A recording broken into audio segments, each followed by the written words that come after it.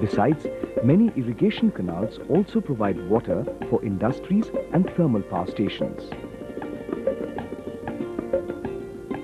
Large dams, not only they provide you water for your different uses, they also are the main source of energy in the form of hydropower.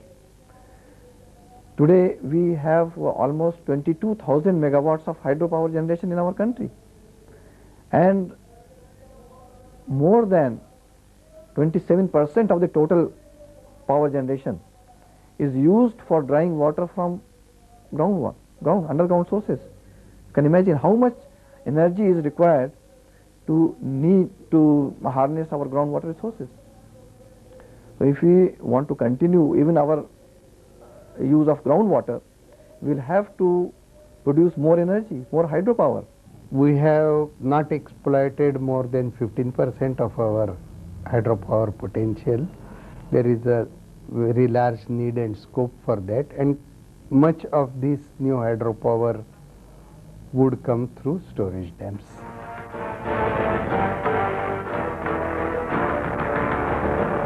In addition to irrigation and hydropower generation, dams are also playing an important role in providing drinking water to millions of people throughout the country. After 50 years, 50% of the Indian population will be staying in urban areas. We will have large number of mega cities, and for meeting the water supply requirement of mega cities, large dams are essential. Even for these mega cities water supply, for some of the components like water for gardens, we can reuse water, we can do water harvesting, rooftop harvesting, and use that water. That scope exists.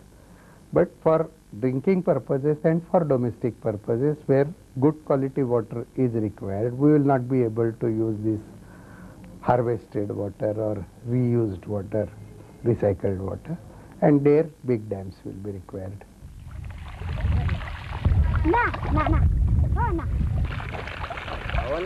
Even today, in spite of large scale development, we are having shortage of drinking water in many of the metropolitan cities, including Delhi.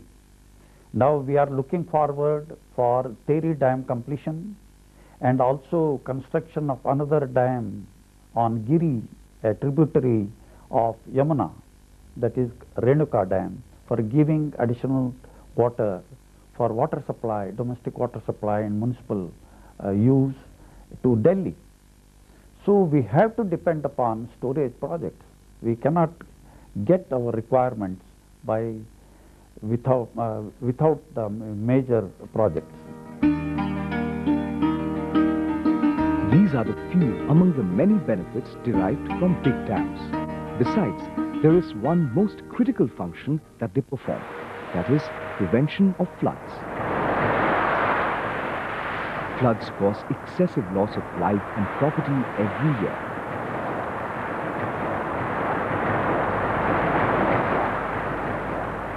The area prone to floods in the country is of the order of 40 million hectares.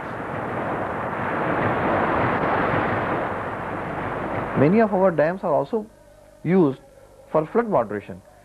You must have seen that the rivers where we have constructed large dams, they are not having flood problems, only very occasionally.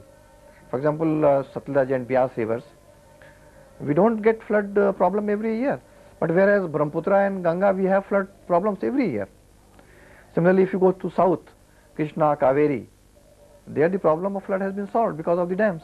For flood management, big dams is a possible option, particularly where the top storage is entirely reserved for as a flood detention storage for or flood control storages are very helpful, because that portion of the storage is normally kept vacant, and when a large flood comes, temporarily for a few days the water is allowed to be stored against that storage, and after the flood recedes, it is again emptied and kept empty for the next wave of the flood. So this is a very sure way of moderating the flood peak and detaining the flood waters during the peak flood period in a safe way. The construction of dams, embankments and drainage channels have reduced the destruction to a very large extent. Among the other subsidiary benefits from large dams, perhaps the most important is employment generation. Method Dam provides employment to 0.1 million people. Ukai Dam, 21.6 million man-days. Nagarjuna Sagar, 0.02 million people. Bhakra and Beas, 1.4 million people. Hirakud, 0.1 million man-years.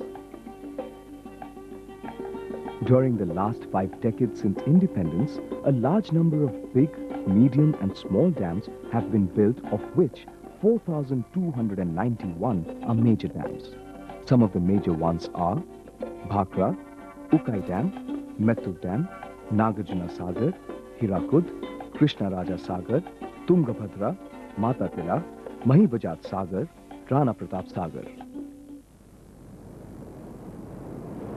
Thus, dams have played an important role in the socio-economic development of our country. Among the many constructed, the honor of being the biggest belongs to the Bhakra Dam.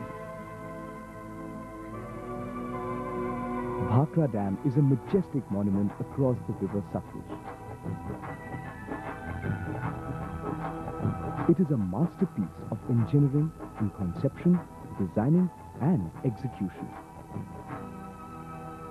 Our first Prime Minister, late Pandit Jawaharlal Nehru, aptly described it as a modern temple of resurgent India.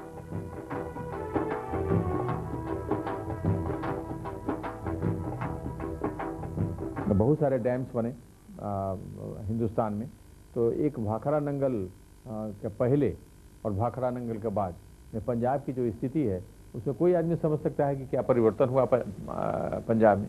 उसमें जो लागत भाखड़ा नंगल में उस वक्त जो था 150 करोड़ का उसकी लागत थी और उसे प्रति वर्ष केवल बिजली से आमदनी होती है 580 करोड़। तो 580 करोड़ बिजली से, और खेती में तो जो भी हुआ सो वो समझिए कि एक तरह से मुनाफा है उसमें, खेती से फायदा। तो इस तरह से डैम से फायदा हुआ।